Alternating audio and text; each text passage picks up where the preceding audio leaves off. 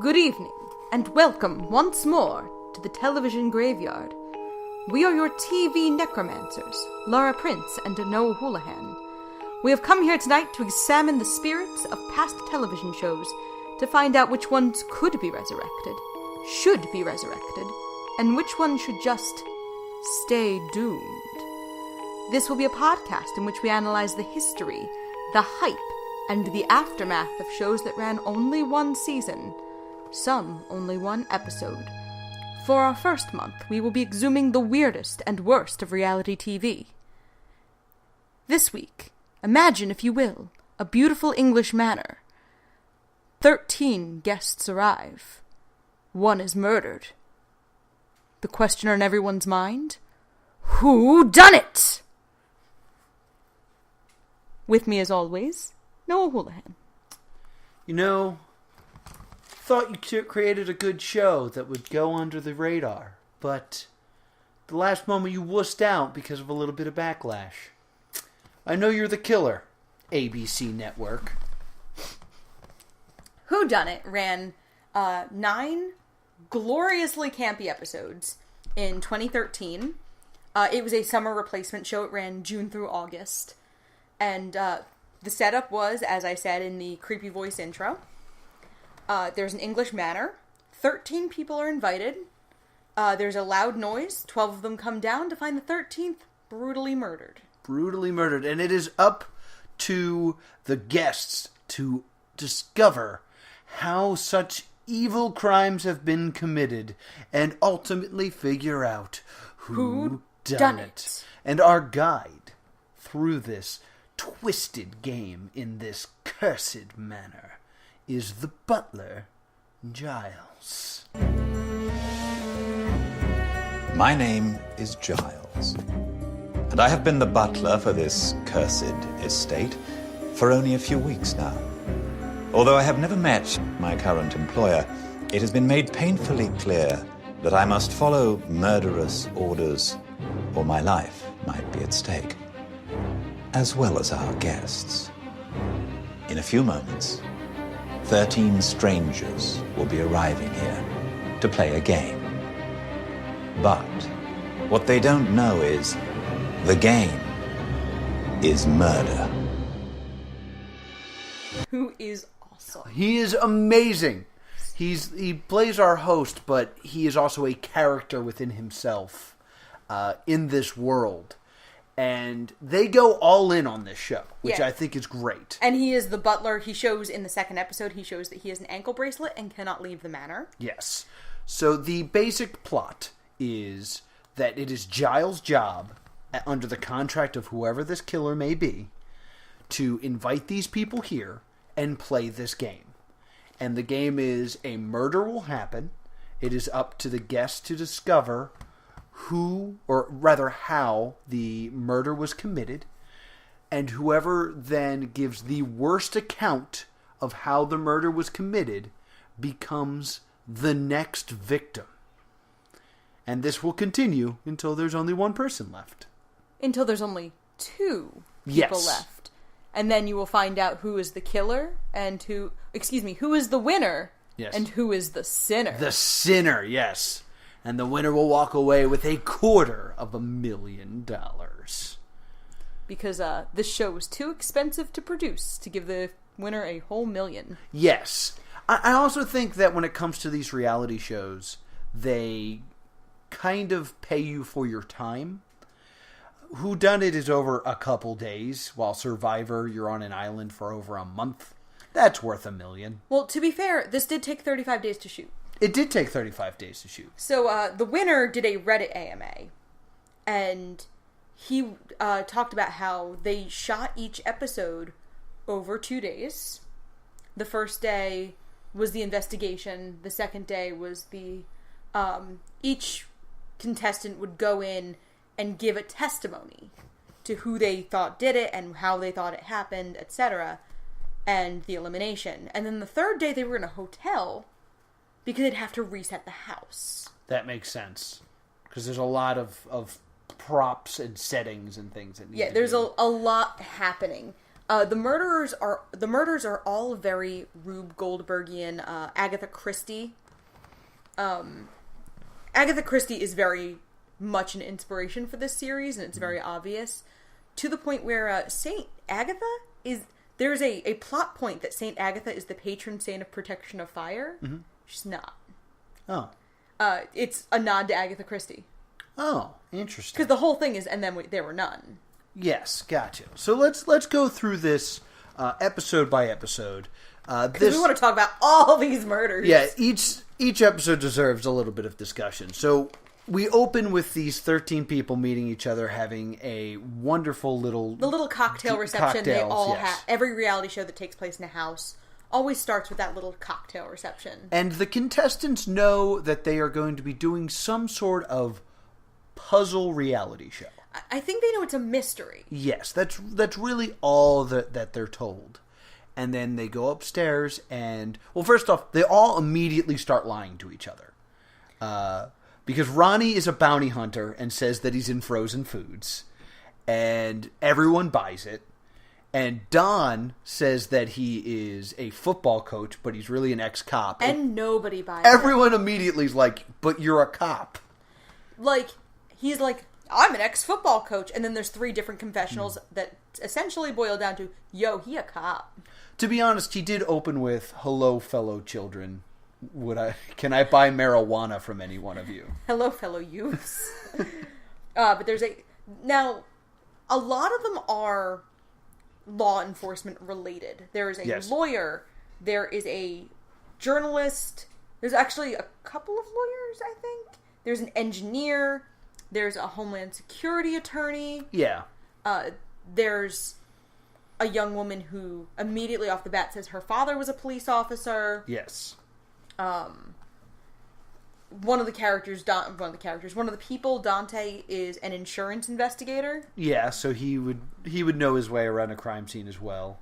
And then there's a cheerleader, a flight attendant, and a bar trivia guy. Yeah, so he knows puzzles. So they all go upstairs, but one of them, the cheerleader, breaks a glass. She drops a glass. And she is then punished. When they come downstairs, they find her sitting in a pool of blood and a pool of water because the fish tank had crashed, which is being electrified. Yeah, there was also a broken lamp with frayed electrical cords. So she and some very obviously fake fish are flopping around. Flopping around. Very obviously fake fish. So that's when Giles tells the now 12 remaining members that this is a game, and they need to solve Sherry's murder. Solve the murder. And this is the first segment of the show that they always do, where they split them up. Here are the rules.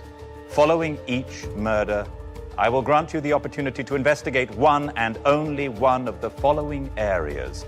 The crime scene. The victim's last known whereabouts.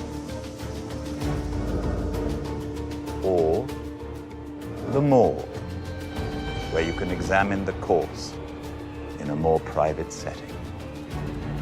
Take a moment to decide which of the 3 areas you wish to investigate. People kind of split up and need to figure out what they're going to do. And in this case, it seems that the most valuable place to be was the morgue. Yes. Because the morgue, they actually investigate the bodies. And I believe you've done some research on this.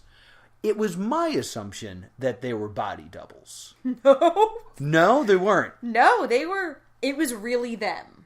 It was really them just playing dead. Yes. There is a beautiful GIF. If you go to our Whodunnit and hit top one of all time, where 2 of the female contestants lift up a male contestant's sheet and then look at each other and giggle. Or they look at each other and recoil in surprise and giggle in fear surprise. Yeah. It's because they found a gunshot wound.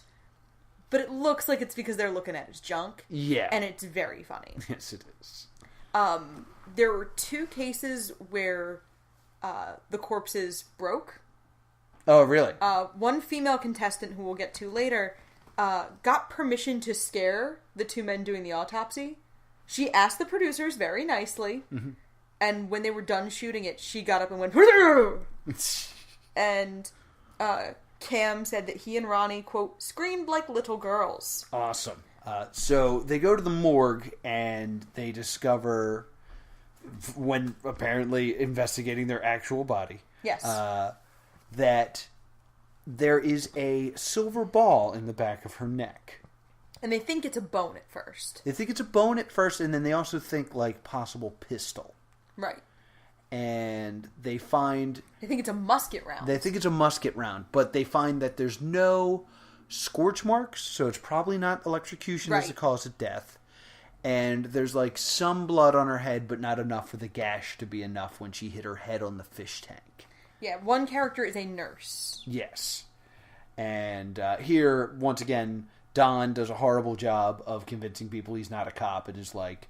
That's directly under her head. That's the back of her head. Yeah, that came out of the back. Which, the first thing you think is that she got hit. Got hit She goes slamming into the fish tank, and it's indicative of her falling here and then bleeding out this way. Said the ex-cop. I'm investigating the scene, and I'm using the lingo of a cop. I'm not the ex-cop. Okay, coach. I'm telling myself, shut up, you're just ruining this. Who would be that pissed off that would whack this chick because she spilled her champagne? No coach talks about that. Up top, Don. Ex-cop. Yay. My man. Ex-cop. Not... My dad was a cop. Detective. Yeah, and there's a great moment where Giles is reading the first letter to them as a group, and he goes, "Hello, mortals," and one of the contestants shoots back, "Greetings, sociopath." And it's just a good moment. That is a fun moment. Meanwhile, the people up in the last known whereabouts discover a forced entry into a room. And one of the coolest things, I think, is there's some steam on the mirror, and the shower is on. Yeah. And they can see part of a message. So they get the idea to use a steamer to re-steam the window or the mirror. And they find a message that says, if you want to live, go to the fish tank. Yeah, and I want to point out, it's the bar trivia guy. It's not the guy who has, like, experience in law enforcement. It was Gino, right? Yes, Gino was the bar trivia guy. And I actually have in my notes, that's why the bar trivia guy is here. Yeah. He ends up being a very smart, strong player. Yes, because he can solve puzzles out of nowhere. I have such random quotes here written down. Like, I have the quote, "Did I mention we have finger sandwiches?" Giles is a great character, and I cannot overstate that. Yes, he is. So once they all go to these locations, they all get a moment to, like, reconvene. Yes. And this is before people really understand the game. Right, and no one's kind of broken into factions yet. So, like, everyone's a little unsure of, like, how to play this game, and they're kind of all open with the information they find. Minus a few people are like, oh, let's lie, and we'll be team who went to the morgue. Not realizing that that's how they should make teams. The team should be people that went elsewhere. Right. And they all don't like Adriana. Yes, and they all find this one woman, Adriana, to be unbelievably annoying. I keep thinking about Kelly from Mad House when I think of Adriana. Because it's that similar, like, everyone hates her immediately. Yeah. Adriana, I feel like, is a considerably more sympathetic person than Kelly. Yeah. She's much less antagonistic and annoying. Yeah, she's annoying, but she's not the worst thing ever. So, after they reconvene, then they have this other segment that they do every episode, known as the riddle. And the riddle involves them running around the house, solving these weird clues that would eventually lead to some major piece of evidence. In this case, they're all given a key which leads to a Bible verse, because it has a, like, scripture number and 2 crowns on it, which is like, oh, it's Kings 2. Yes.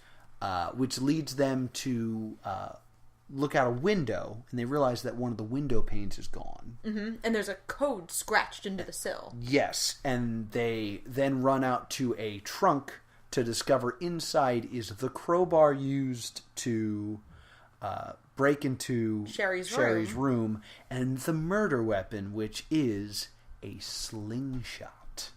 Murder went full Bart Simpson. Yeah, we're full Bart Simpson here. So after the riddle, they then have this moment known as state your case, which is where they go into this room alone and kind of state how they believe the murder went down. Yes. And since only a select number of people went to the morgue and actually saw the ball, some people don't really think that that's true or were not given that information. Right. Also, only the people that were, like, running towards this crate and opened it saw the slingshot. So not everyone's privy to the slingshot. So there are some people saying Adriana was shot with a slingshot. Sherry, I'm sorry. Sherry was shot with a slingshot. Some were saying she was shot with a pistol. Some were saying she was pushed into the fish tank. And Dante says she drowned. Says she drowns in the fish tank. And what's great about that is he reveals this theory to a few of his quote-unquote friends, teammates. And they all say to him, that's not what happened. That's 100% not what happened. And he's like, I'm going to go with it anyway. Which leads us to the elimination ceremony of this show, which is weird. They all go to a dinner.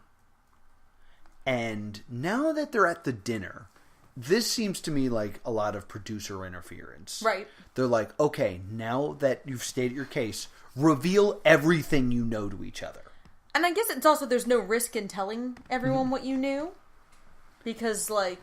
There is, though. Because there's a risk of now you're revealing the fact that you kept things from people. Right.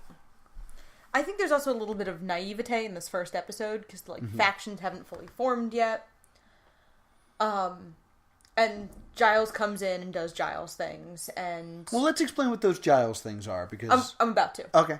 The first thing he does is congratulate the person who has the best theory. Yes. And that goes to a TV journalist named Sasha. Or, yes, a reporter named Sasha. Yes. And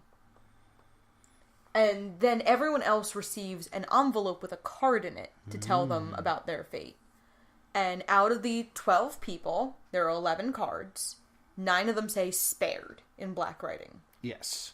2 of them say scared and have a crappy scream sound effect put in under it. Yeah, it's pretty bad. Inconsistently. Yeah, sometimes it's not there, which is a bummer.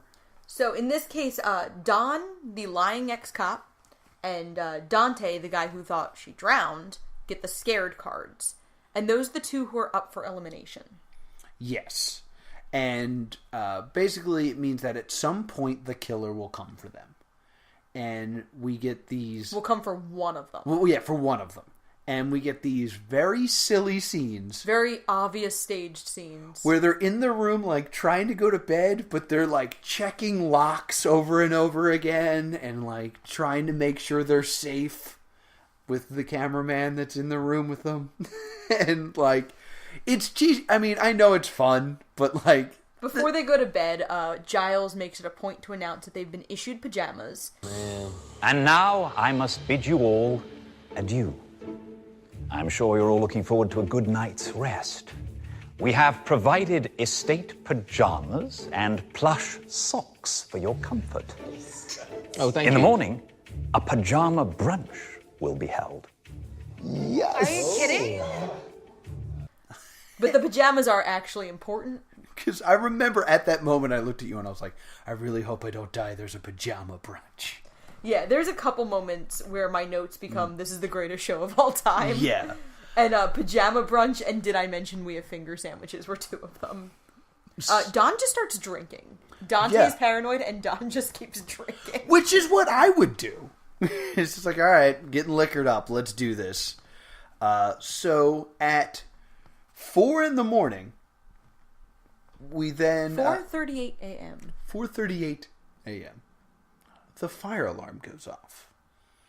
And everybody runs outside. In their cute matching jammies. In their new jammies. And 2 people are missing. Guess who? And Giles is doing a roll call. And all of a sudden they realize that Don is missing. Yes. And Dante's missing. It's like, oh no, something clearly happened to one of these. And then there's a reveal, oh, Don's okay. It's clear that, like, there's a producer holding Don back. Yeah. And then going, now. Yes. So then Don walks out and they're like, oh, Don's okay. Well, then where's Dante? A man comes down the stairs, very clearly on fire. Everyone screams, the man jumps in the pool and succumbs to his burns there. Yes. And that is how the eliminations work. Is when you're eliminated... You are brutally murdered. You are brutally murdered, and then you know that next time, that's the murder they have to solve. Right. And there's a bit of an element when I'm watching this the first time of thinking, well, he got lit on fire. What are they going to have to solve? But it turns out there's a lot more to it. Because they're all very Rube Goldbergian. So that ends the first episode, and after every episode, Laura and I had a discussion about Whodunnit. And at this point, who were your choices? Both of us agreed that we thought it was probably Don. And I also thought it could be Dana, who is the cardiac nurse, who in the first half of my notes I refer to as the higher the hair, the closer to God, because she had real big hair. Yes, yes. And Lindsay, who's a preacher's daughter, because that's such a trope. Yes. I went with Don because I had watched... This is the same company, El de Mole, I believe it's something like that, that makes The Mole. So I'm looking at this from very much a The Mole point of view. And I go with Don, Donald the Murderer, because... Donald the Vampire. No, well, yeah. But because the first thing they show him do is lie. Right. And I was like, okay, they establish him first as a liar. That makes sense that he'll end up being the murderer. And then I also threw some shade at Ulysses. Because Ulysses also lied about the case. He was, like, playing games, and Ulysses is the first person we see betray someone. He betrays Dante. And I was like, maybe this is the killer kind of trying to teach people, hey, this is how you have to play. Yeah. So those were my choices, but I was pretty sure it was Don. And also, Don comes out last? Yeah. So we're like, well, Don had to go, like, wash his hands after setting a dude on fire. Yeah, we thought that might be a clue. I thought you didn't think it was Don, the first episode. No, I did because I said, like, why is he lying? Okay. I have in my notes, both of us think it's Don. But Okay. we also wanted to name other people because we thought it was Don. So they bookend each episode with the murder. You see it at the end of one episode, and then you see it at it opens the next episode. Yes. So the next episode, the first 5 minutes, are essentially the last 5 minutes of the previous episode. Yes. And when you die, you're shot with a different camera. It looks different. Yeah, it's a little more cinematic. So the next episode begins with them investigating this new crime.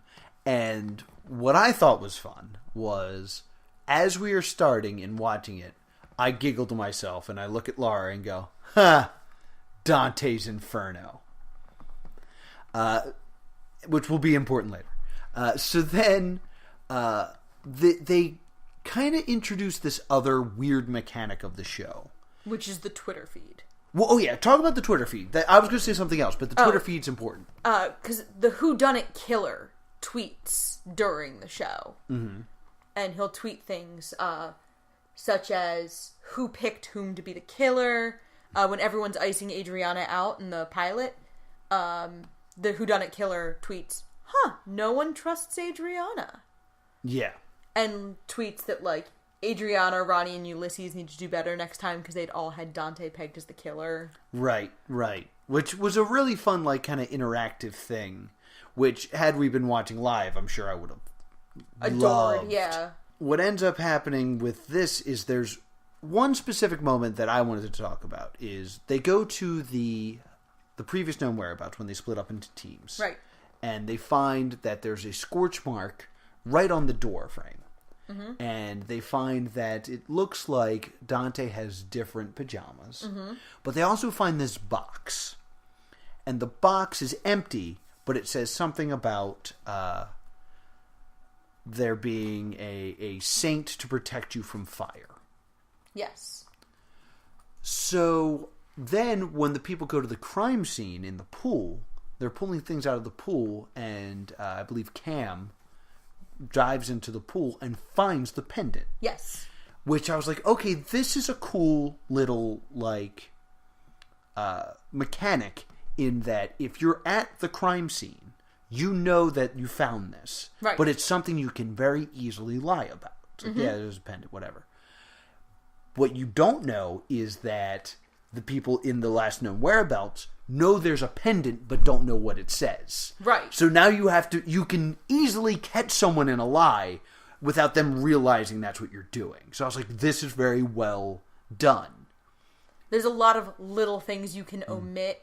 Yes. And claim you didn't see or claim you didn't know. So this is where the lying starts because they lie about which saint it is. Yes. They say it's Saint Agnes when it's Saint Agatha. Agatha, to the point where they forget. Yes.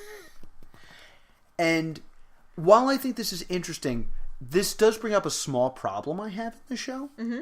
In that this is clearly something that when you're stating your case, they are grading you on. Right. But in the end, other than the fact that it was something the killer gave him, it played no role in the crime. Right. So I was just kind of like, well, if you're really solving a crime and you were like, hey, you didn't say he was wearing a necklace. Yeah.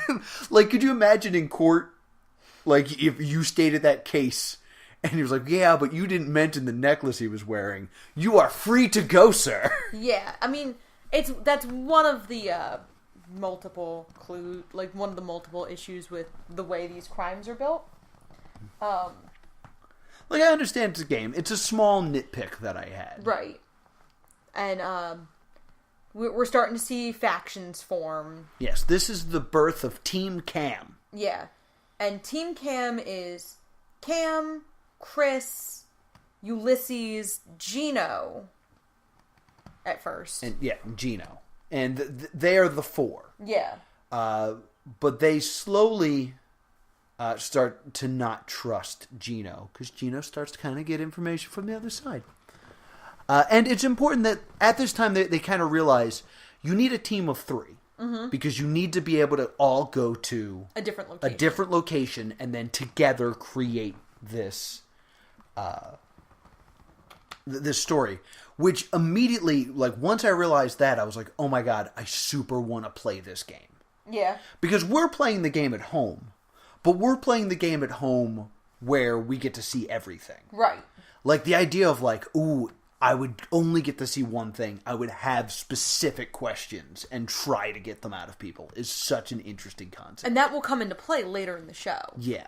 So, we're already, like, 28 minutes. Yeah, we're gonna fly through the other episodes a little bit quicker, because we had to establish how the show works. So, when they go into do their state the case, people are screwed up on the amulet and things like that. A few people believe that he drowned and he didn't burn to death. Yes. Which kind of hurts their case a little bit. Yes. And in the case, after, like, we got halfway through this episode and I was like, why has no one said Dante's Inferno yet? Yes. And then finally, Don makes the joke in his state the case and I clapped. Yes. Good job, Don. And then, I don't know if we mentioned this, but when they do the scared thing, mm-hmm. the killer also leaves a note explaining exactly how he did it. Yeah, and then which we watch in, like, yes. CSI recreation fashion. Yes. You knew my homage to Dante's Inferno was going to be a classic. It writes itself.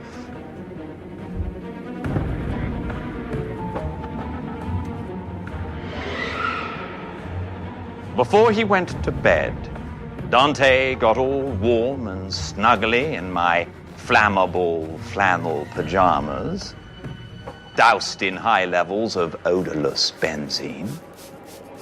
He even made sure his footsies were nice and toasty by putting on my special socks, different from the ones you were all wearing. And just before he went night-night, he found the little gift I left for him, a necklace from St. Agatha. The note read, "Patron saint, protector from fire, sleep well." He slept well, all right. until I set off the fire alarm. That's when Dante leapt out of bed, ran across the shag carpet in his special socks, and gathered up enough static electricity to set himself ablaze. The second he lay finger on the metal doorknob, a measly spark turned into a raging fire. But where the crime finished is what made the biggest splash. Dante ran down the stairs, through the house,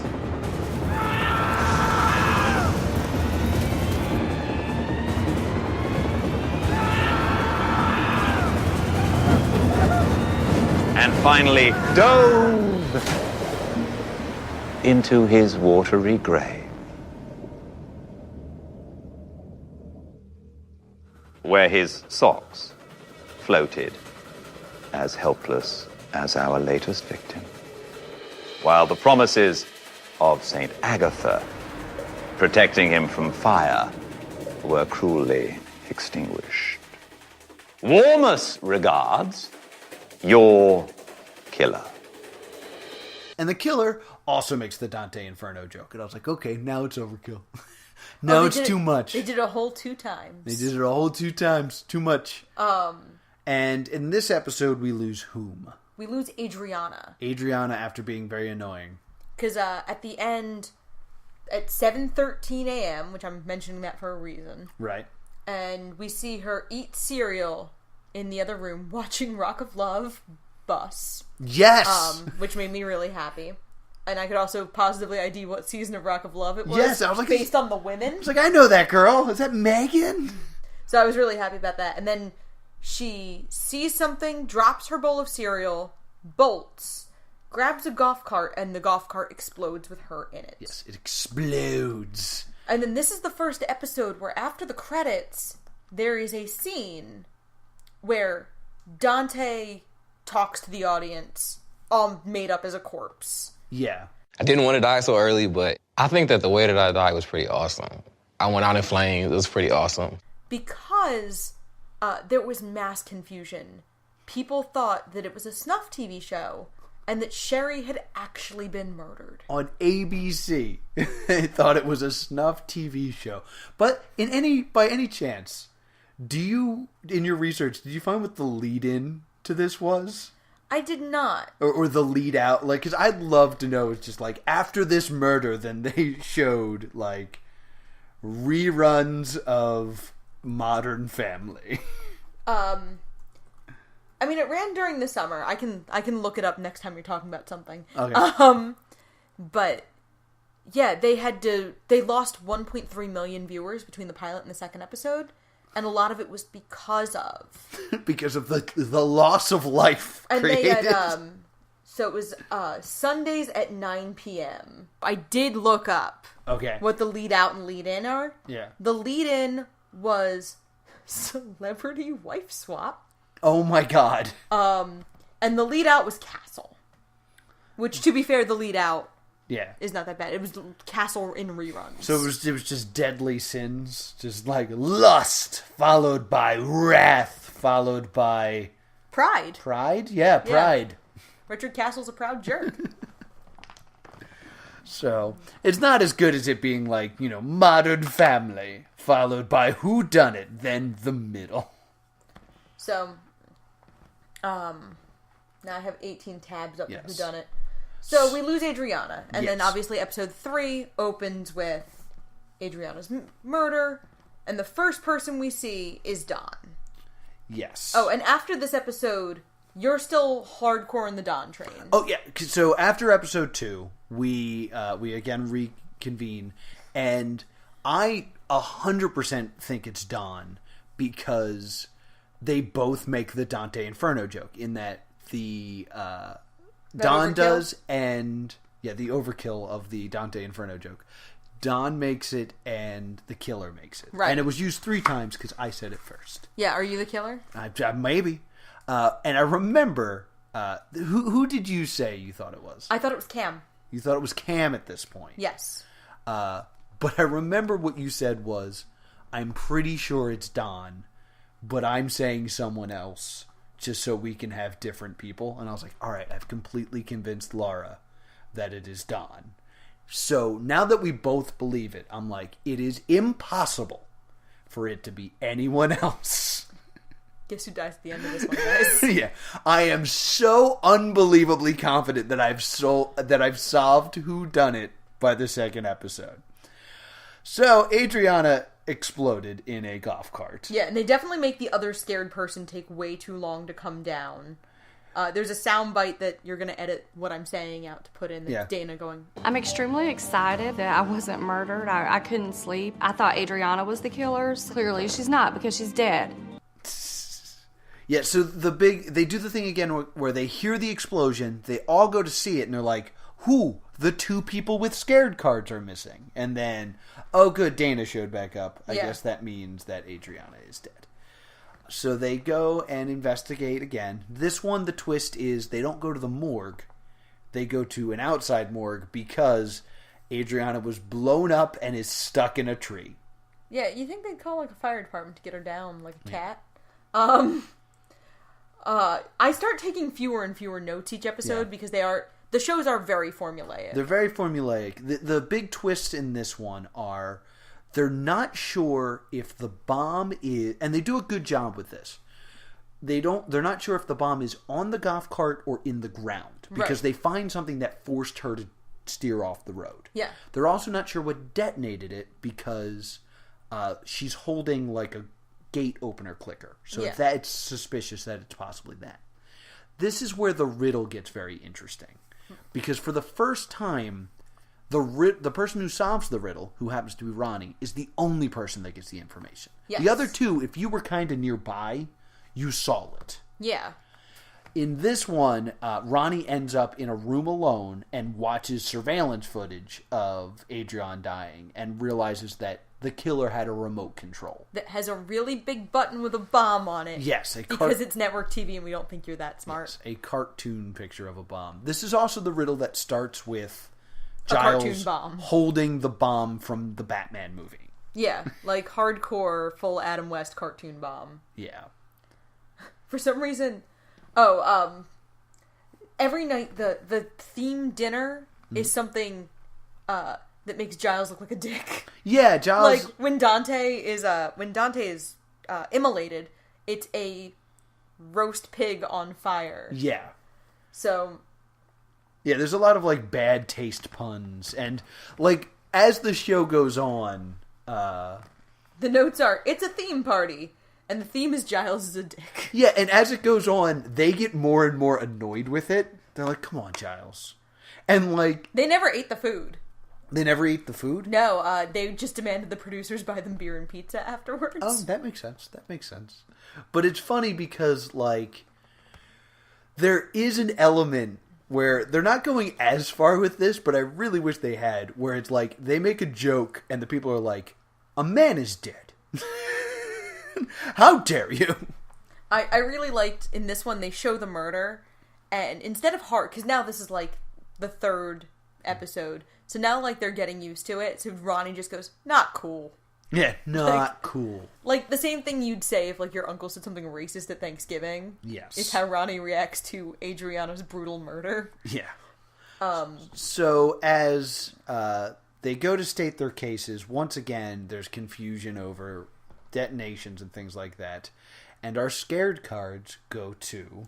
Don. And... I believe it's Dana again. Yes, it is. Yeah, Don and Dana. Those two words look very alike, so in my notes, it takes me a second sometimes. And they do a really good thing here in that first Dana comes down and they all just kind of sit at breakfast. At like, 7:13 a.m. again. It's 7:13. exactly 24 hours later. And they're all sitting there like, oh, Dana's here. I guess that means we lost Don. And then Don walks in and they're like, oh, well... what's happening here? And I thought they were going to go full Rocky Horror Picture Show before Dana and Don showed up. I was like, they're going to be eating one of them. Yeah, and yeah, I went right to cannibalism.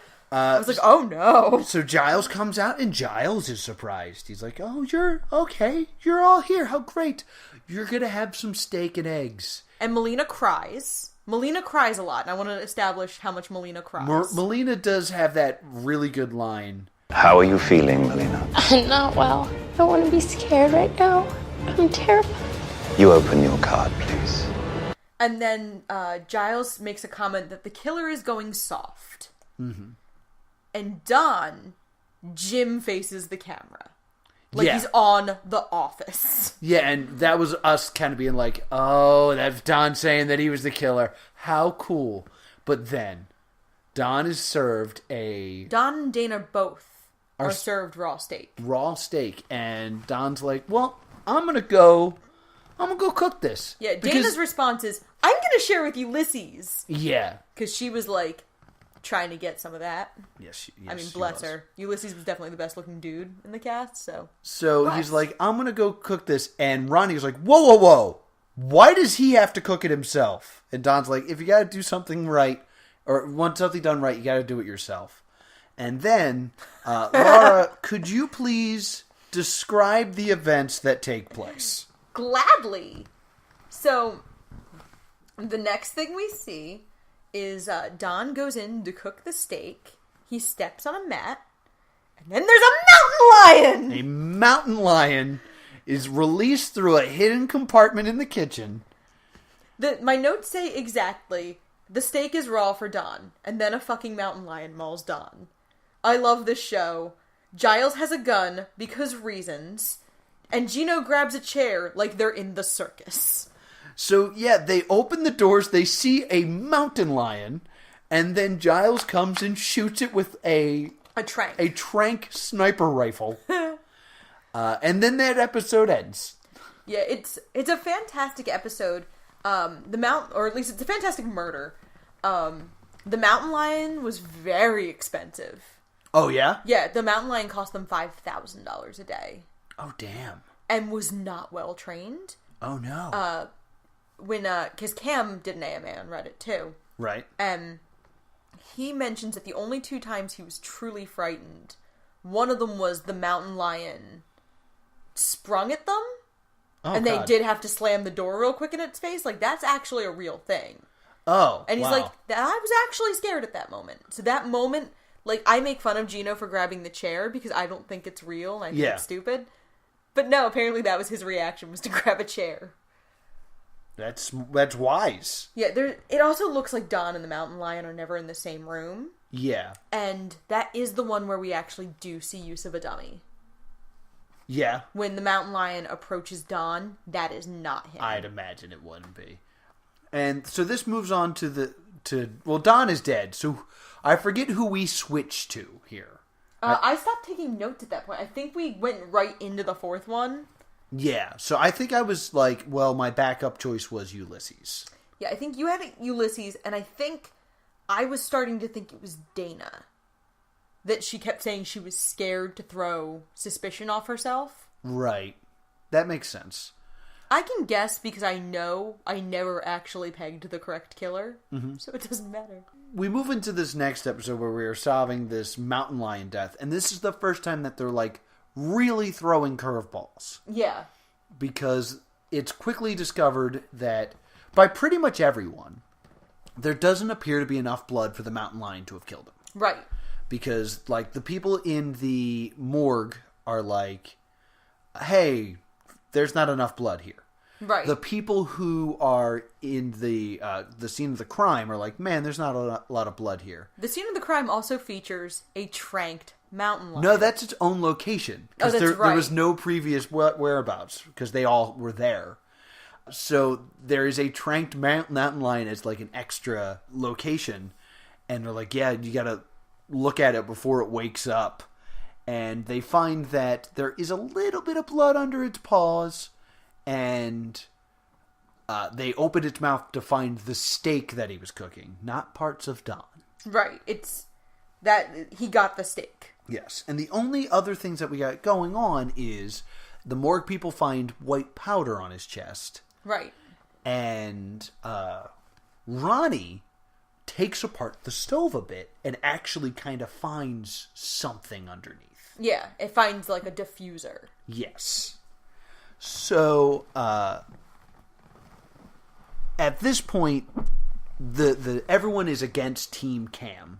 So at Team Cam, which is no longer with Gino on the team, right, is Cam, Chris, Lindsay, yes, and Ulysses. Actually, no, Lindsay's still having some problems at this point. Because Lindsay is kind of paying for being a double agent this episode. Yeah. Because she tried to go back and forth. Yeah, and Lindsay's kind of playing both sides.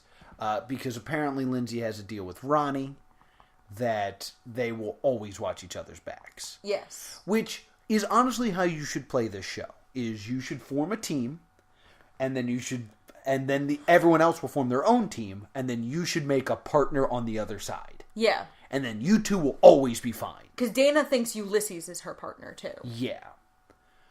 So, what ends up happening here is they do another riddle.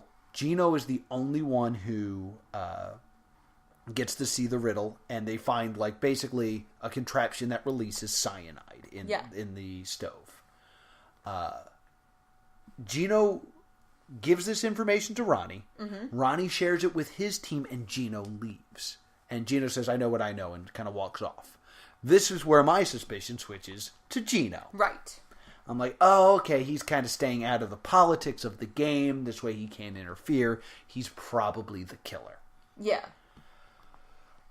And then when we get to the your state your case, Cam says that Don turned around, saw a mountain, and was scared to death.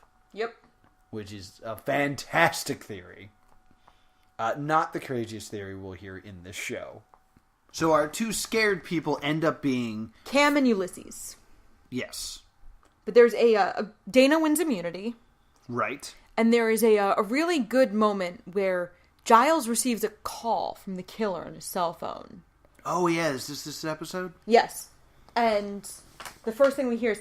What the heck? It's the killer. I'll put it on speaker. Shh. Hi, it's Melina and I'm the killer. Are you surprised? You should be, because I'm the killer. Yes, me, Sasha.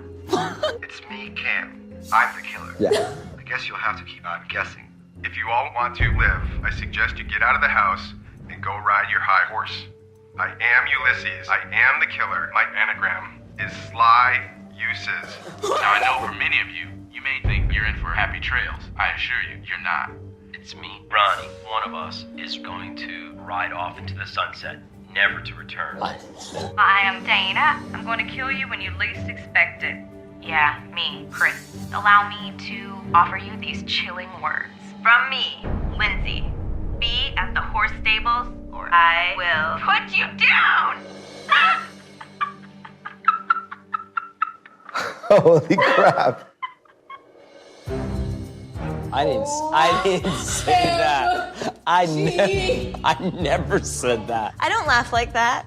And there is a great moment where somebody goes, could the whole house be rigged? And Sasha goes, we know the house is rigged. Adriana. You know, not the fact that they're on a reality show and there's cameras and microphones everywhere, but that Adriana was caught on closed circuit footage. And that's one of my favorite dumb moments in a reality show. Yeah, that's a pretty good moment. It really is. And then we get to what I think is... the dumbest murder. The dumbest murder. Because there isn't that moment where it's like, hey, one person came down, now the other person came down. Oh, what's the... It's just, like, smash cuts to them all on horses. Yeah, they're just riding horses today. So we were riding these horses, and then all of a sudden, some birds fly by, and Ulysses loses control of his horse and falls off the trail. And the horse falls, and I find that super interesting because there's a lot of animal usage in this show. Yeah. And a lot of animal danger in this show. Yeah, yeah. I mean, you see the horse get back up and be fine, but they use a lot of animals in this show, and I'm not sure that's a real bright move. I mean, there are stunt horses that know how to fall. Mongo punches one out in Blazing Saddles. I know, and like the mountain lion was supposedly trained. Mm-hmm. So Ulysses is bucked off his horse, falls off, and they're all like, well, Ulysses is dead. Next episode. Yeah, so we then go to this new outdoor rugged episode of Whodunnit. It's the cowboy episode. Yeah. Like, it's very dumb. So once again, we have the last known whereabouts of the horse. So they go check the stables. Yep. And then there's the scene of the crime. And then there's the outdoor morgue.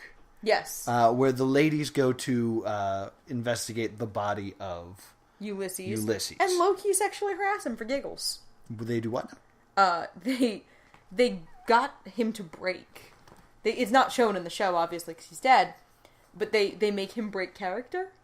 Oh, okay. Of corpse? Yeah, it's not shown, obviously, because it would break the show. Right.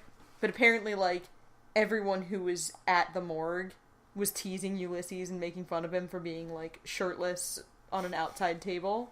Nice. So, it was just a fun little anecdote of them just making fun of Ulysses till he broke.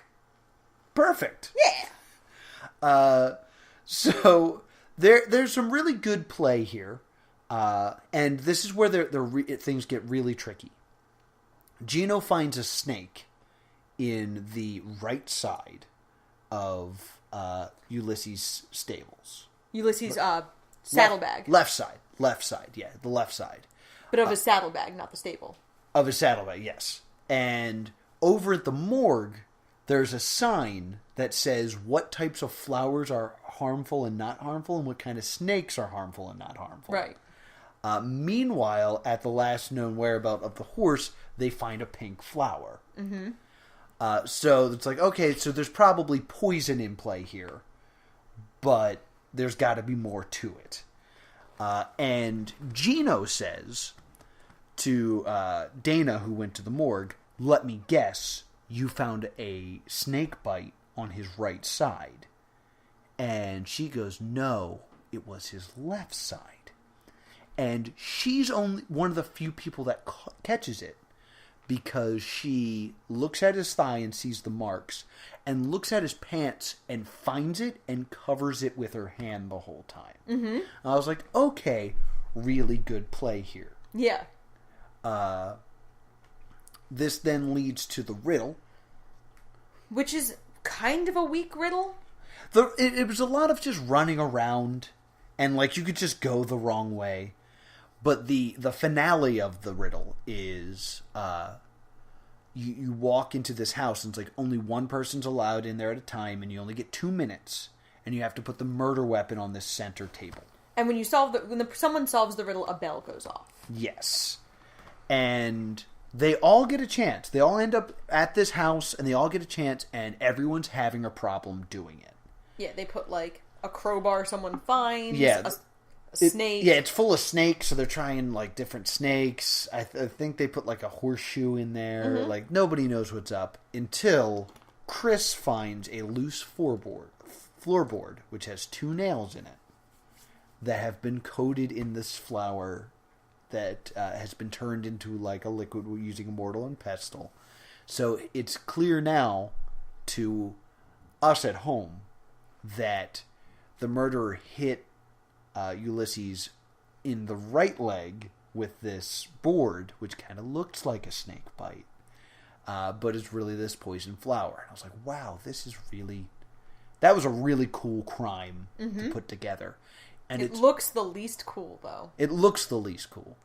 But it's also the first time in the show where they miss something. Mm-hmm. Because it's revealed later that if you looked closely at Ulysses' clothing, you would have seen wooden splinters where that snake bite was. But no one ever looked closely at it because Dana hid it in her hand. Yes. So I was glad to see that, like, there will be times where you might just miss what happens. And this is when Chris begins to emerge as a player. Yes. Chris is the daughter of a cop, and she's an ex-beauty queen. Mm-hmm. And that's what they bill her as, the ex-beauty queen. Yes. And this is when we start to see her emerging as a player. Yes, and emerging as one of the main suspects as the killer. The only person who, at this point, is accusing her is Lindsay and Melina are accusing her. Yeah, I mean, 2 people is a lot, because there's not a lot of people alive. Yeah, everyone else is accusing Cam and Lindsay, except for Cam, who accuses Gino for as long as he possibly can. Because it's the only really big accusation that I feel like it doesn't come from a place of spite. Yeah. Because for the most part, people pick the killer as the person they like least. Lindsay even says, "Girl, I really like you, but I think you're the killer." Exactly. But it feels very heavily telegraphed. Yeah. To the point of, like, feeling like a red herring at this point in the show. Yeah, we kind of get this, like, red herring feeling out of this. And this is when you and I, at least, were starting to super suspect Melina. Yes, because she's so far under the radar. She's just a bad player. She's never gotten a riddle. She's kind of always at the bottom. And she's not really doing anything to interfere with the show. And this is me kind of looking at the source code of what I think how the show should work. The killer can't pick the winner. Right. So they kind of would have to stay out of it. And they probably shouldn't win riddles because, then no one can win. So we both start thinking, oh, it's probably Melina. Yeah, this is the show when we start. Because Melina is also a terrible player that to this point has never been scared. But a fantastic actor. Like, yes. She's always crying. I was like, okay. She's always crying. This is an actor. She's really selling. Yeah, the she show. sells a lot. So then we have this camp out scared card meeting. Yeah. And there's 3 scared cards this time. Yeah, surprisingly it goes to Dana, Sasha, and Gino. And so we have 3 scared cards. No one's really sure what that means. And Chris wins the night. And immediately Sasha freaks out because her prior knowledge of snakes contradicted the story her team had come up with. See, I told you guys. I said when the red touches the black, it's okay, Jack. And everyone was like, no. I know from as a child growing up in the South, you're taught when the red touches the yellow, you're a dead fellow. When the red touches the black, you're okay, Jack, meaning it's safe. And you told me the red was touching the black. Melina, you said it was definitely poisonous. So basically, I got everything wrong. Which is what I had said as soon as we saw the snake. I was like, red and yellow, kill a fellow. Red and black, poison lack. That's like just something you're taught. Mm-hmm. So like she knew that, but even though she knew that, like she still believed what her team said and just had a terrible, terrible state your case. So then they're able to go home to their nice, warm, safe Rue Manor. Yes. And nothing happens overnight. Mm-hmm. And then the next that we morning, know of. The next morning, Gino comes down the stairs alone. Mm-hmm. He doesn't meet up with the rest of the group. No one else is down there. What does he find at the piano? At the piano, we find the bodies of both Dana and Sasha posed as if they're like enjoying the piano and playing the piano. Just like kind of frozen. And I yelled, "We're in a House of Wax situation." We've gone full House of Wax. So, I don't have any notes for these 2 episodes because we watched them when we were out of town. Right. So, this is the episode that reveals one of the big problems. What ends up happening is they go into the rooms and clearly a cart was used and chloroform is used to knock these people out and then they're taken on an elevator. But they also find footprints. They find the footprints of the girls, like during a struggle. One of them is marched out with a knife, they figure out. And they find the footprints of the killer. And Gino immediately steps on the footprint and is like, it's about the same footprint as me. It's about the same. What do you know? About a 12. Yeah. And everyone's like, oh, well, I guess Gino's the killer then. Because clearly And I was like, yeah, all right, this is a good case. Yeah. Then during the riddle, they all find dummies of themselves. Right. Which they eventually have to cut open. Yeah.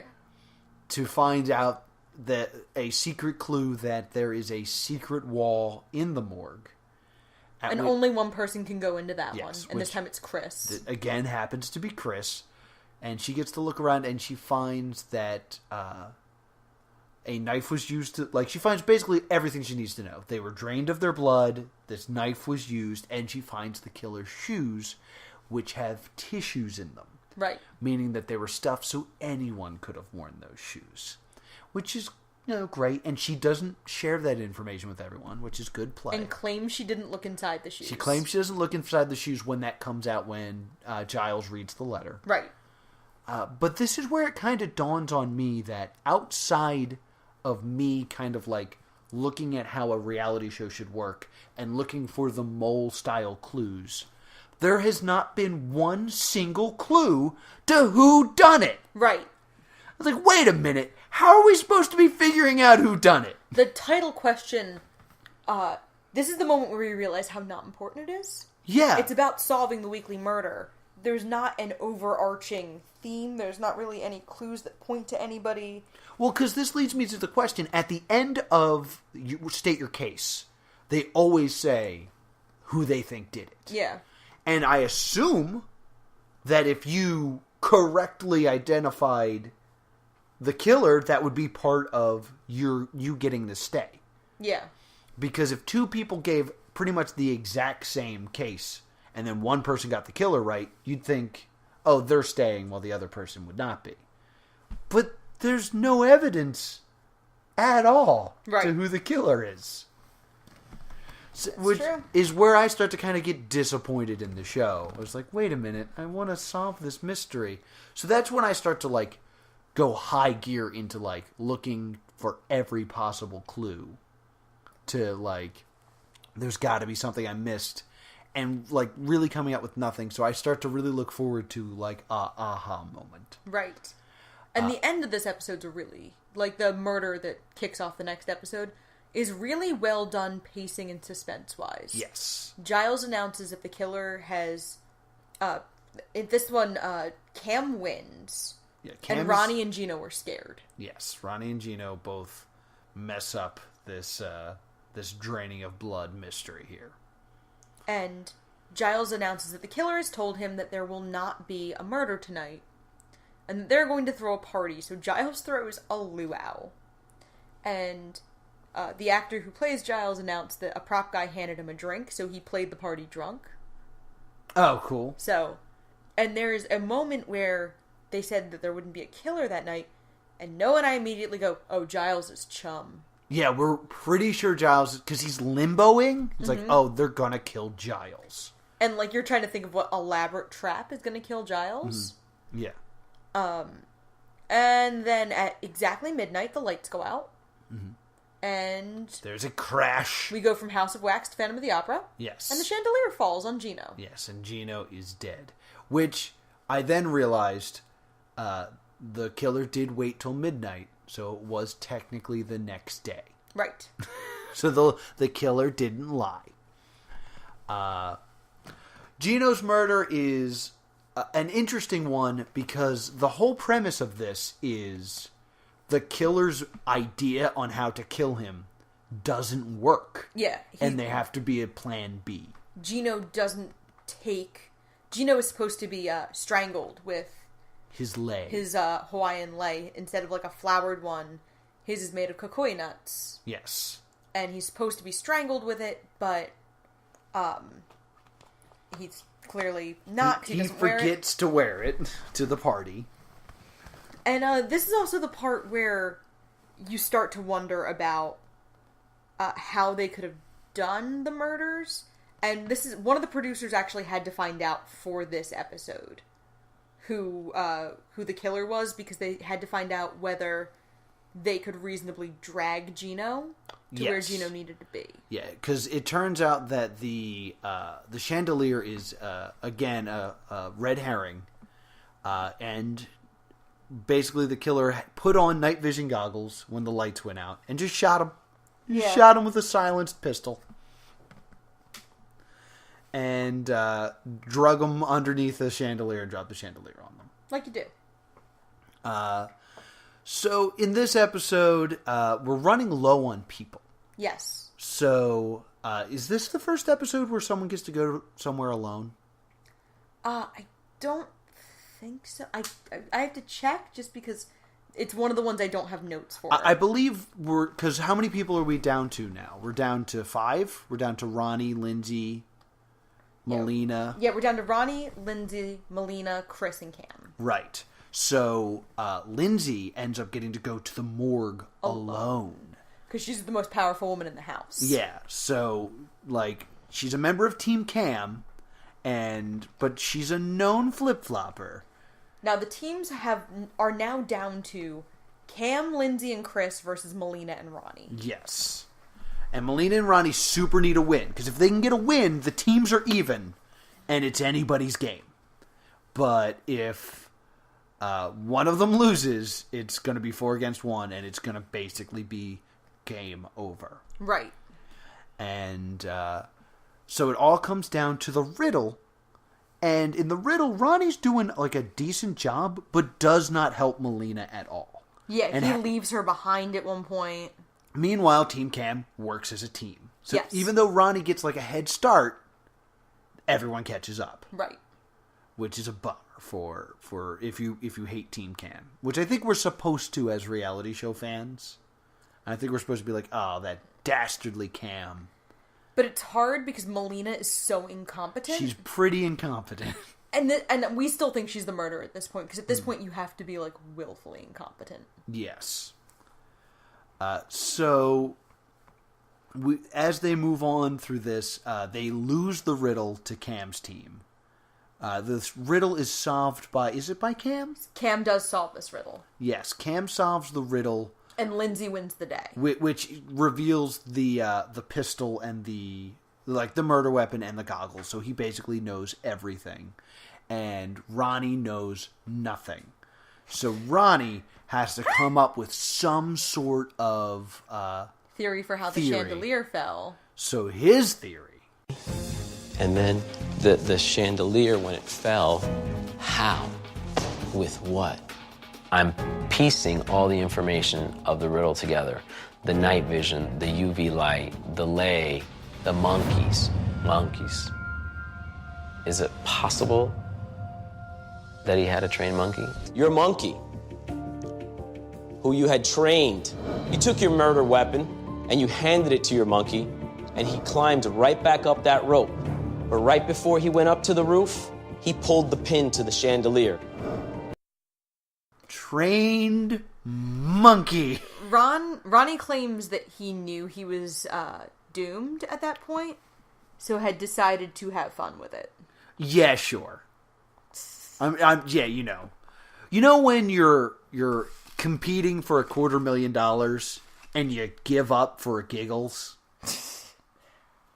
So now Melina is alone on her team. Yes, we're down to the final 4. Because the final 5 are offered a spa treatment. Oh, yes. Cam gets a massage. Lindsay gets a mani-pedi. Melina gets a facial. And, the 2 people who are scared are Ronnie and Melina. Yes. So Melina's very worried that the facial is going to be acid that's going to melt her face. And Ronnie's going to have a hot tub treatment. This is important. Chris gets yoga, but is then seen just doing yoga alone in her room. No one is leading yoga. They just give her a mat and are like, yo, while everyone else is getting spa treatment, you stretch in here. Yeah. You get something kind of lame. Yeah. So, Ronnie is blown up in the hot tub. Yes, Ronnie's just in the hot tub and then all of a sudden explodes out of it and lands in the pool. And I believe for this episode, they are desperately running out of time. I think it's too full of an episode. Yeah. It's we have to... Because they say that for this very special murder, there's a fourth location that will have some advantages. And there's only one way to decide who that will be. And then it just smash cuts to them all with ice picks, picking at this ice, trying to get to this yellow box. Yeah. And, like, vague explanation of what's going on through talking heads and voiceover. Yeah. Like, we gotta get to this box, just that the person who gets to the box gets to go to the secret area. It's like, oh, okay. And then they spend too long. Cam wins the advantage. Yes. And Cam says he's going to go to the crime scene as well, because they also get to go to the advantage is you get to go to the secret area and spend 3 minutes in one of the other ones. Of your choosing. Yes. And then they start arguing amongst themselves about the least known whereabouts. Because Melina doesn't want to cede all 3 spaces. Yeah. She wants to get one for herself. Yeah. And so she doesn't wants want it to be last known. Yes. But she ends up somewhere else. She ends up at the morgue? She ends up at the morgue. Mm-hmm. But Chris ends up in the crime scene and Lindsay ends up in the last known. Yes. And this is where... I'm not sure if you can find a picture of this, but... Ronnie, in the last known whereabouts, it is discovered that Ronnie was writing a note to Giles. Yes. And in this note, had correctly figured out who the killer was. Yes. So the killer, having realized that this note was there, blacked out the parts that gave away who it was. But it doesn't make a lot of sense that Ronnie, who gave the absolute worst representation of this, suddenly knew everything. And the letter doesn't look like it actually explains who the killer is. Do you want to read that? That you'll find it. By now you know who the killer is. Maybe you can call the cops and spare my life. In the aftermath of Gino's murder, I have finally figured it out. The name of the killer is Redacted. The reason I know is Redacted told Redacted that Redacted was being dishonest. Redacted also overheard Redacted say it definitely was Redacted. This goes all the way back to the slingshot. Please, Mr. Giles, for all of our safety, forward this letter to the police. For that you have my strictest confidence. Sincerely yours, Ronnie. The handwriting is awful. The handwriting is terrible. And as a producer. And there's also, like, no way that someone being dishonest would fully explain who the killer was. It would because the killer makes it a point to say Gino is dishonest. Because we forgot to mention the fact that Gino steals Giles' cell phone before his murder. Yes, he does. And the killer says he's dishonest for doing it. Oh, okay. I guess this does kind of make sense. In the AMA with Cam claims the cell phone is because of Gino did a few dishonest things that didn't make the show. Mm-hmm. So this was a way to show him being dishonest on camera so that he could ultimately be killed for it. Oh, okay. That makes sense. So then they all are separated into these different areas, and basically, since Melina has only the morgue to go off of, the big thing that she's able to pull out is that there's foam in his mouth, which means he was probably poisoned. This is also something we discuss as poison tends to be a female method of murder. Anyone who reads Game of Thrones can tell you poisons women's weapons. Yes. And we've seen a lot of poisonings in this show. We haven't seen a lot of terribly physical killings. Yeah, so at this point, we're pretty sure it's a woman, and we're pretty sure it's Melina. We're also out of men except for Cam, so statistically it's a woman because there's not that many men left. Right. I'm just saying this is us desperately finding clues. Yeah. So Melina now tries to bargain for information, but... And becomes a different person. Right. She turns into Catwoman. She just kind of rolls in and delivers this speech. All right, you guys ready to start playing this game, or are we going to keep playing like a bunch of cowards? 3 against 1, you don't think that's cowardly? What's 6 against 3? How's that for cowardly? I mean, if you guys think you're the better team, let's throw it out there. Let's see who comes out on top. Yeah, well, the thing is that because we're the better team, we've got you against the ropes, and we have no reason to now let off. And that's where you're wrong, you guys. You should have never let me go to the morgue. I know a lot about what was at your locations. You don't know anything about what was at mine. Example, last known whereabouts, right? Let me guess. Did you find a note? Maybe that Ronnie wrote? Crime scene, right? Let me guess. Ronnie was going out to the hot tub to relax. Was there a drink out there? I know that Ronnie drank something because Ronnie had the foam in his mouth. He wouldn't have been drinking alcohol because we don't have anything he likes. I also know he drank coffee while we were in the breakfast room. He had coffee at the dining room table, so not coffee. Tea? Did you find tea out there? The only thing I can go off of is maybe he had some tea. He had some tea, he wrote a note. And I'm hoping that somehow I get the other team to confirm that for me. I know a lot. If you know so much, then why are you here? What I know from the morgue that you don't know will cause one of you to die tonight. All of a sudden, she's Melina, ace detective, and because this whole new pitch is so out of character for her, I'm now pretty confident that she's not the killer. You're gonna feed us now some accurate information, hook us, and give us a bunch of lies. No, you know what I said was accurate. I feel so good. If I was inaccurate, he would have jumped on the one thing that I was wrong about, and he didn't. I know one of you might be the killer, and I know two of you are fighting for your life. And for the two of you that are fighting for your life, I will be in the kitchen making myself a drink. That's all I'm saying. Sayonara. Sayonara. Good luck, guys. Did she just become a completely different person? Yeah. And storms away. Yeah. And everyone's just kind of like, well, that was weird. Did she become someone else? And I feel like that kind of giant code switch is such a big, like, murderer trope. Yeah. Of, like, the murderer feels like they're getting away with it, so suddenly they, like, code switch into a different person. This was me thinking, we need to justify why Melina doesn't die. Yeah.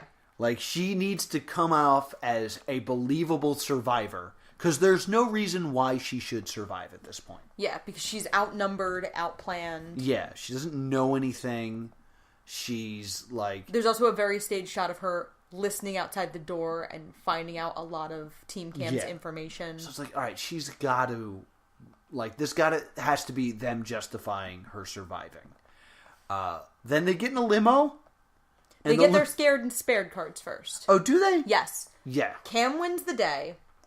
And Lindsay and Melina are scared. And then Giles points out... Oh, yes. Chris, have you ever been scared? I've not. Interesting. Interesting. And then he goes, that's exactly what he says. And I feel like this is the show trying to telegraph that Chris is the killer. Yes. So that they can bait and switch us. Yeah, it's like, okay, we get it. You want us to think it's Chris. And, because really, Chris and Lindsay are constantly accusing each other. So it's like, okay, so they want us to think it's one of these two. It's going to turn out to be Melina. It'll be a fun thing. Yeah. We solved Whodunnit. Go us. Yeah, we didn't think it was Cam. Because Cam is very into the money and mentions the money the most frequently. Yes. Now, dear listener, there's something I say a lot when it comes to me watching shows like this. And when I'm really having a good time, I will say, this show is great. I'm really enjoying it. God, do I hope they stick the landing. Yes. We're about to roll into the finale, kids. Let's talk about this final episode. So, to set it up, everyone gets in a limo, and there's like a fake out car accident where the limo pulls a violent U-turn, and we see a bunch of like still shots of really great faces. We're going to find one of them and make it the thumbnail for this episode because they're great. Oh, okay. And so it's these like still faces, and then they just pull right back up to the manor after like Melina panics. There's gifts in the back of the car. Yes. Which are champagne flutes, and Noah and I are like, it's a callback to Sherry! Yeah, we were desperately trying to figure it out. Because, like, Melina and Lindsay are rightfully not into opening theirs, because they're up for being killed. Cam, meanwhile, Christmas morning. Yes. Cam's like, I'm spared. And finds the champagne flutes and the champagne. And they pull back in, and then there's a whole bunch of white smoke, and Melina disappears. Yes. And they're like, and Lindsay says, until I see her body, I'm not ruling her out. Yeah. And that's how that episode ends. We come back, and we find out that Giles has been kidnapped. Yes. And he is in the most elaborate jigsaw trap you'll ever see. Except that they preempt the episode with like a minute-long... Oh, yes. Please, we gotta play that. Good evening. My name is Giles, and I am the butler here at Rue Manor. But before you make yourselves too terribly comfortable, perhaps I could offer you a quick crash course in exactly what has transpired.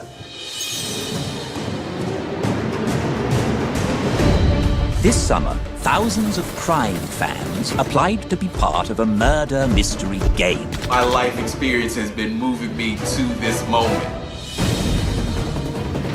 13 unlucky guests made the final cut. I'm Sasha. Ulysses. Cam. Gino. What the heck? And suddenly, the game was afoot. This area is not secure, please. Mind you, these contestants are not actors. I'm not budging. Melina screwed me. They are real people who were tasked to live in a mansion and stay alive long enough to find out who the killer is. Oh my god! The twist? The killer is indeed someone amongst you. To survive, the guests had to follow the evidence. Look! Barter information. I will kill him if he doesn't tell me. And solve fictitious crimes. The bomb was actually on the golf cart. With hopes of becoming the killer's most worthy adversary. I still know you're the killer. I'm on to you. And I'm coming for you. Do well, and they were spared. Congratulations, Lindsay. Do poorly, and they were scared. It's not over yet, baby. That's nice knowing you. Yeah. For those who were lucky enough to survive the night, Don, please die. they lived to see another day. But for those who failed to impress, they were forced to play out their own deaths, making Whodunnit the hottest show of the summer. Trending on Twitter, blazing the chat boards, some of you even thought people were actually dying on the show. The killer could give you the real answer, but then he or she would have to kill you. They do like a minute-long, like, on this season of Whodunnit, where Giles talks about the internet phenomenon and then reminds everybody one more time that no one is dead. Gino had the best little stinger at the end where Gino goes, Mom, it's just makeup. I'm okay, Mom. Yeah. It's very cute. Comes off.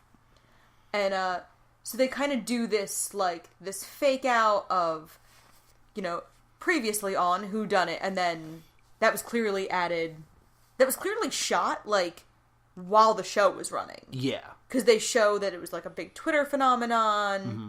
So they must have gone back and done, like, the pickup shots while the show was actually airing. Probably, yeah. And so then we come back, and Giles is in a saw trap. Yes. He's wrapped in what appears to be twine. Like fishing wire. Like fishing... No, it looked, like, thinner than that. Like kite string. Yeah. And there's, like, an Uzi pointed at his head, and there's, like, some axes that could fall on him, and, like, it doesn't look good for Giles. No. And he's like, you need to find me. I might be dead if you do not find me. And then they are told that to open this one door if they can find the code, which was the same code they were given in the first episode. And they're like, well, we all don't remember it. They rush into the parlor for a clue, and it's like, hey, the only pool table balls on the pool table are 6, 1, and 8. And they're really obvious. Like, there's 6, then 1, then 3 chess pieces. Mm-hmm. It's all 6, 1, and 3s, and it's done in a way that's, like, not subtle. Yeah.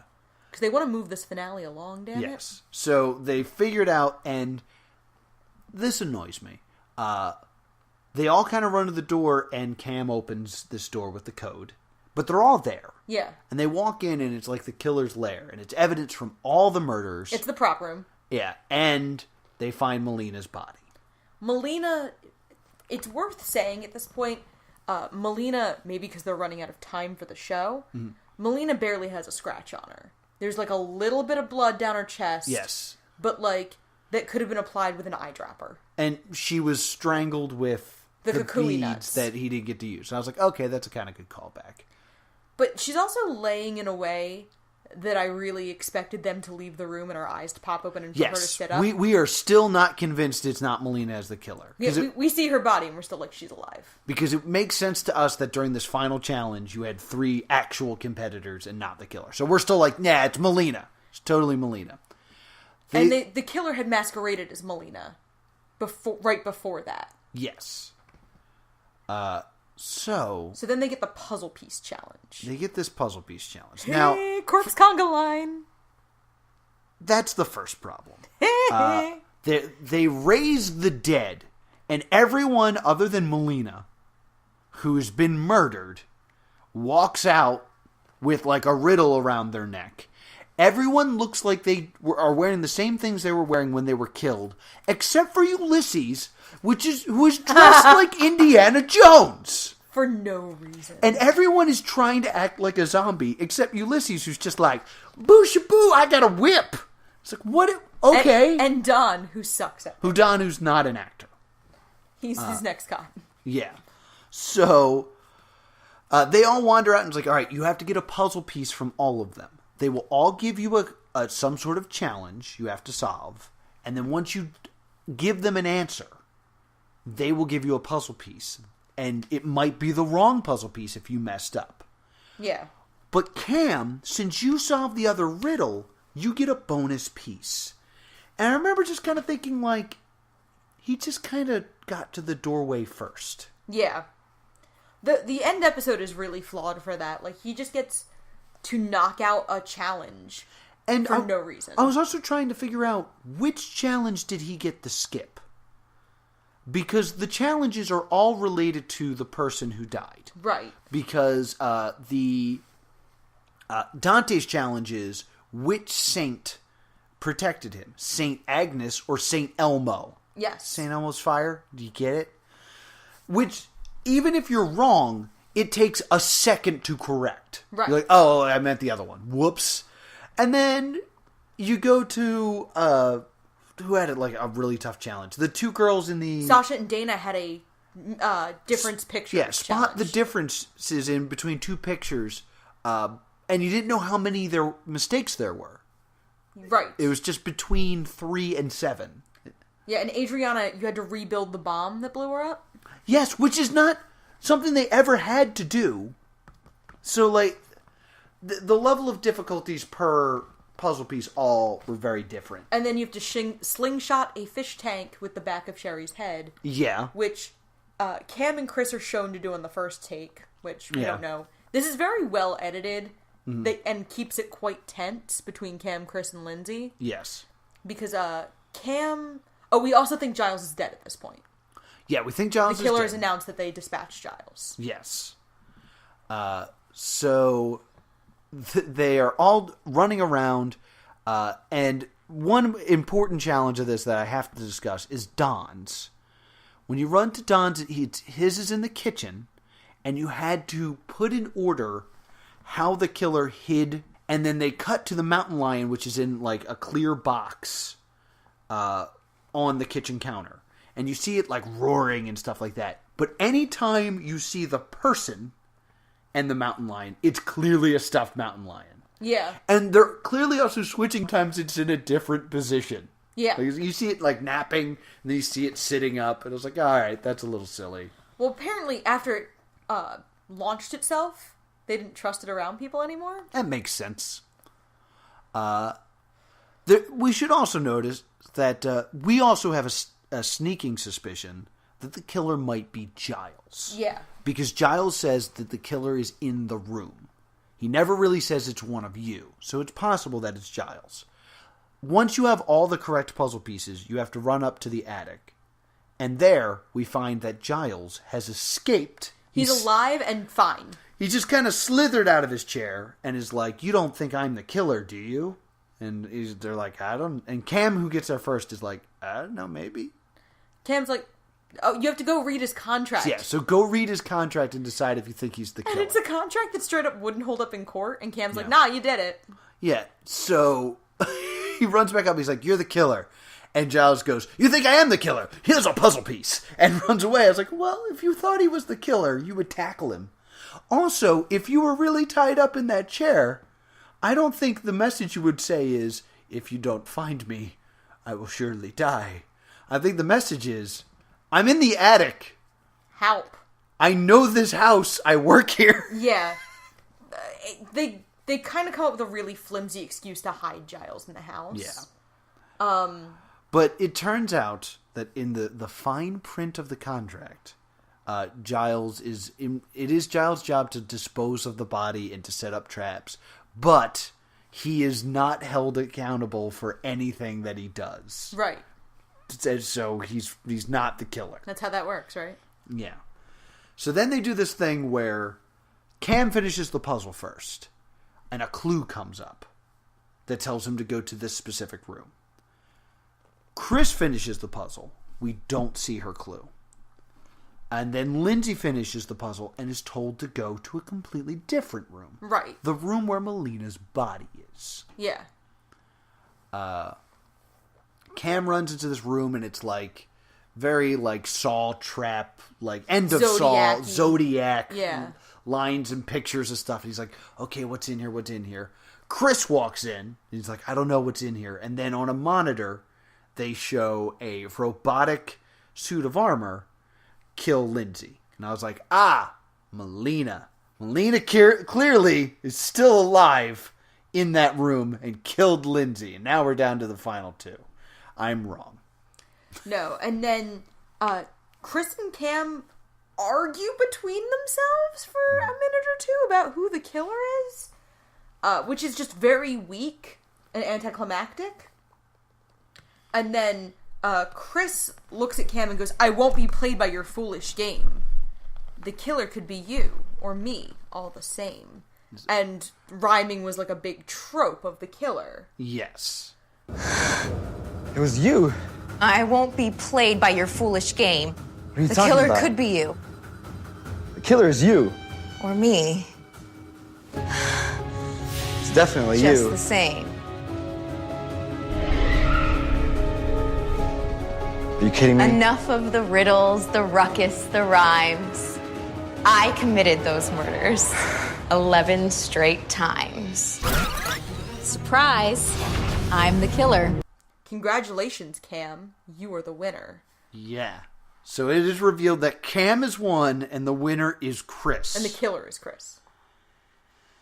And then I get my aha moment where they make a montage showing all the evidence that Chris is the killer. I've shot guns. I know what it looks like. Pretend you're breaking into a car right now. Wow. Have you ever been scared? I've not. Interesting. And then extra footage from all the murders where instead of it being a shadowy man setting up these killers, it's Chris. And I was like, oh, there was no freaking evidence that it was Chris. As a matter of fact, Cam never knew it was Chris. No, and that's a big flaw people found in the show, is that Lindsay, the runner-up, correctly guessed it was Chris every single episode. Yes, and dies. And Cam never... Like, Cam is literally slightly faster at one point. Mm-hmm. And that's how he wins the whole show. Yes, so he wins the whole show. And it feels arbitrary. I was like, oh, okay. And then Giles just hands some handcuffs to Cam and is like, yo, do you want to cuff Chris? And Chris just gets handcuffed and let out by cops. And then that's just it for her. And I was like, I actually think there's a part where Giles says that he's done this game before. I'll get back to that. Okay, because I was like, this is really disappointing. She's just led away from the police. And then Giles is like, hey, Cam, you won. Here's a briefcase full of money. And Cam's like, well, that's really cool. And they walk out. No, wait. Then there's a brief pause. And then Giles goes,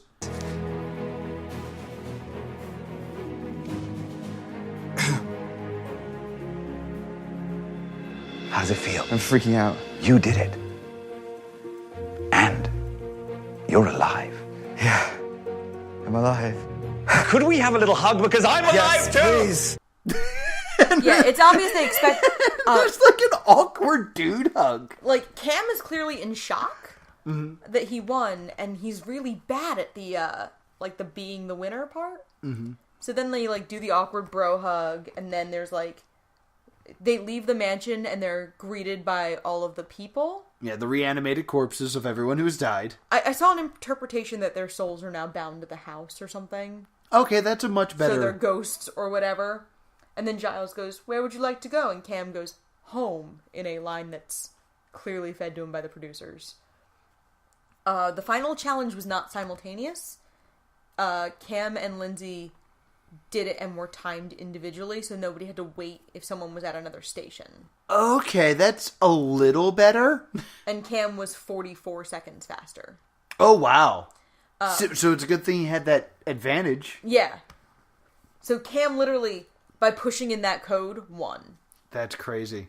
So now we're getting into the actual part where we do most of the talking. It got mixed reviews. A lot of people didn't like the fact that, especially when it got to the end, that there was really no motive and really no, Yeah, we never got to learn anything about this character of a killer. Right. Other than they tweeted sometimes. Which, how did they do that? They were taken to prison. Right. And,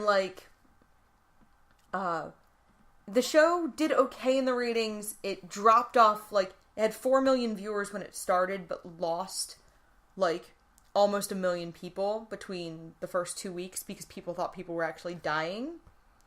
And then it kind of picks up and has about 3.5 million by the finale. It was soft. They performed in the low end of expectations. Mm-hmm. They didn't do great. Maybe it's because Celebrity Wife Swap was their lead-in. Yeah, that hurts it. This is a show I feel like I would have been into when it ran. Super into. I love that alternate reality game stuff. So the idea that you could tweet at the killer. Yeah. That's super cool. So, they also did 2 companion books. One released ahead of the first episode, and one released right after the second episode. The first chapter of each of them is available on Google Books. They're called Whodunnit, Murder in Mystery Manor, and Whodunit, Murder on Mystery Island. Okay. They suck. Okay. They released the Murder on Mystery Island, and they don't talk about who the killer is. And apparently Giles essentially is cursed that every job he takes this murder game plays out. So it's a different murderer. Yes. Okay. Yeah. Interesting. Yeah. So when Giles says that he's done this before, he's not referring to having done it with Chris? Correct. That's dumb. Yeah. That's really dumb. Yep. What are some other tidbits? Cam, who eventually won, was not originally cast. He was the alternate. Okay. And then, from what I understand, the guy who got kicked off was smoking a doobie. Oh, you can't do that. That was what that podcast seemed to say. Yeah, we did listen to a podcast. Shout out to Rob has a podcast. Chris was given no extra information, but was told that she had to stop solving riddles. See, and that angered me. Because it's just so she had no extra information, so she really was just another player, so there was really no way to figure out it was her. Right. To the point where you didn't need to have her be a part of the show. It could have just been yo, there's a murderer. Yeah. He's going to sneak in here and kill you. Dante being the first, main murder in the house was planned to be jarring and upsetting. Right. And was written before they knew the guy dying was Dante. All the murders were planned out before the casting. And they had to get a stunt woman to play Dante. That's funny. Because he is a very small stature. The cast members were kept an extra day when they were eliminated so that they could do the morgue scene and film their death and whatnot. Yeah. So the testimonies that are seemingly so important are for show. They were asked to take written exams. Oh, so it's not even them Okay. Well, I guess that's easier to judge. Standards and Practices wanted it to be something... they wanted the game to be fair. Something you could point to. Yeah. So, the people with the lowest scores were separated from each other and the rest of the cast, and then the eliminated contestant would be, like, spoken to by the producers, and then they would, have them spend the next day and a half or so. Apparently everybody was very graceful about being eliminated. Good that everybody left with grace and nobody threw up a fuss. Yeah, and that is really their bodies. And then a neat, well, not neat, but like an interesting trivia thing is that the Boston Marathon bombing happened the day that Whodunit filmed the golf cart explosion. The day they filmed it? Yes. Okay. And they actually allowed the cast to touch base with home. Oh, that's good. Which is usually, it's very rare in a reality show that the cast are given their cell phones back and allowed to, like, talk to their families for a moment. And then their cell phones were reconfiscated. Yeah, they started playing Angry Birds. Apparently, like, kind of sounds like they would literally kill somebody to play Angry Birds because they get bored. Because when they weren't shooting, they were separated. Yeah. They weren't allowed to just, like, hang out much. Yeah, so no TV. Right. Because they can't have current events going on, so... And, Cam and, Dana didn't super get along because when she got her second scared card, she cried that she'd never see her kids again. And Cam laughed. Because, like, they weren't really getting murdered. Yeah.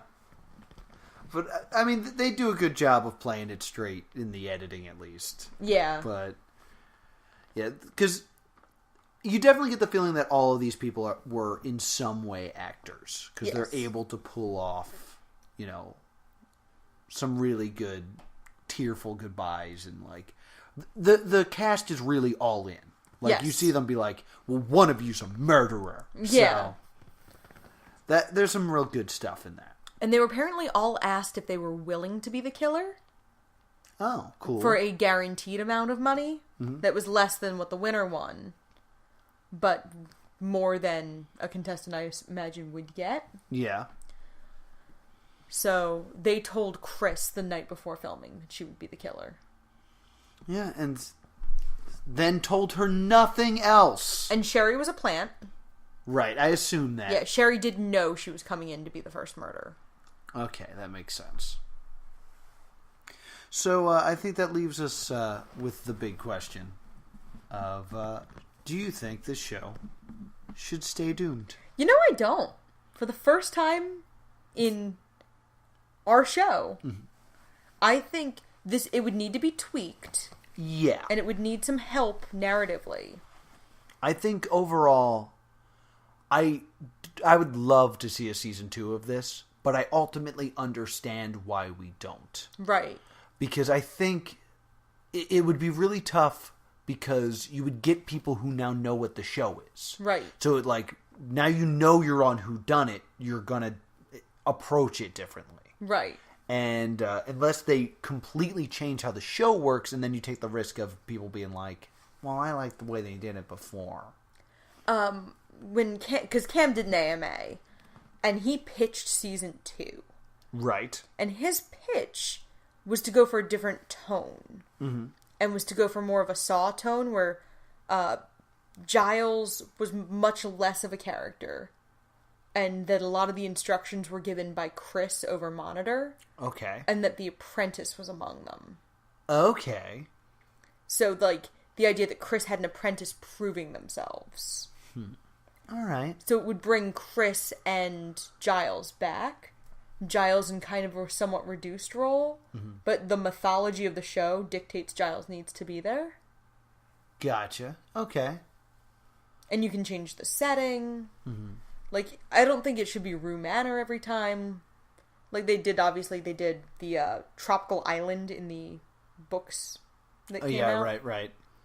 So you could kind of do you could just start running through reality show tropes. Well, I think back on my reality show knowledge, and I compare it to The Mole. Right. And, like, one of the cool things about The Mole is, on that last episode, you see the stakes that The Mole had to go through. Where it's like, I knew I had to sabotage this here. So, like, When people weren't looking, I was untying knots. Stuff like that. You don't get that payoff here, which is a huge bummer. The other thing is, right before we decided to watch this, I was going to suggest a show called Murder in a Small Town X, which was on Fox, which is very similar, except that the killer is a person in this town, not on the team. So it's a little difficult in that there's like 14 contestants and 25 suspects. So it's like, there's a lot of people to keep track of. But I thought that show was excellent, and it does this thing where it mixes like the reality show with filming stuff. And in the end, you might see us do an episode on it someday. And maybe we'll do an episode on that one too. In the end, I feel like Murder in a Small Town X succeeds more in that the killer is in fact a character. Well, in this one, like, it's very clear that the killer is not really Chris. Right. Like, it's very clear that the killer is production. Mm-hmm. And that element of it really does hurt this show. I agree. So I enjoyed every moment of this show up until it ended. And then I was like, they didn't stick the landing. The finale itself was just kind of like not great in general. Now, this is the first reality show we've watched where I didn't know the ending. Yeah, this is true. You tend to spoil the ending for yourselves. This one's a little lighter on research than usual. Yeah. Because I couldn't do as much research because I wanted to wait until the very end. Yeah. And this is a very interesting time because we're now at a point with reality TV where, like, we kind of all know there's a facade to it. Mm-hmm. So they can lean into the facade. Right. And that's what they do here. And they do a great job. And it's very enjoyable. I just wish it had ended better. Yeah, so as for whether this should stay doomed, I'm going to say, no, this should not stay doomed. No, bring it back. I'd watch it. If they announced season 2, it would be appointment television for me. Yeah, I would love to watch the show. I would watch it live, week to week. Because I'd also assume that they'd learn from their mistakes and it would be a better show. I also just want to throw out there, 4 reality shows, all 4, no reunion special, which is such a reality show trope. None of them have a reality show like reunion special. Which is funny because 51 Minds is one of the companies that did Whodunnit, and they're best known for the celebrity shows, which all feature a reunion show. You gotta have to the point where Adriana is watching Rock of Love. Oh, that makes sense now that they're watching Rock of Love. Yeah, she was just watching a tape they already owned. Okay, that makes sense. So this is a bit sad, but we have to leave the reality show plot. Yeah. And is it sad? Is it? Well, there's so many graves we couldn't find. Yeah. That we wanted to dig up. The Will, the Swan. The Swan ran too long. Who's Your Daddy? We couldn't find. We were desperate for that. I wanted to watch The Family, which was an ABC reality show that remains lost. Yeah. Who's Your Daddy was on there. Trying to think what else. We attempted to dig up Battle of the Reality Network Stars, and that was almost this episode. We found a partial body and was unable to remove the body. And the pieces that we found were not very good. Yeah, we couldn't put the body back together. We couldn't do a Whodunnit. You're welcome, America, because what we did see was not good. It was not great. Yeah, that was best left buried. So those are things we looked for. If you have access to these things and would like to share it with the Stay Doomed podcast, where can they contact us? They can tweet at us at Stay Doomed or email it to thestaydoomedshow@gmail.com. So as we close the gates here on the reality show plot, what plot shall we be digging up bodies from next week? We are going to investigate the wild world of adult animation. Ooh. We will be beginning with the one-episode wonder, Exticles, from the Cartoon Network, from Adult Swim. Yes. That was technically 2, but 2 11-minute episodes that ran in half an hour. Yeah, so together they were half an hour, and I am super excited to watch Exticles. I'm super excited to watch something short. Yes, exactly. Boosh! Very excited. So thank you so much for listening. And until next time, stay doomed.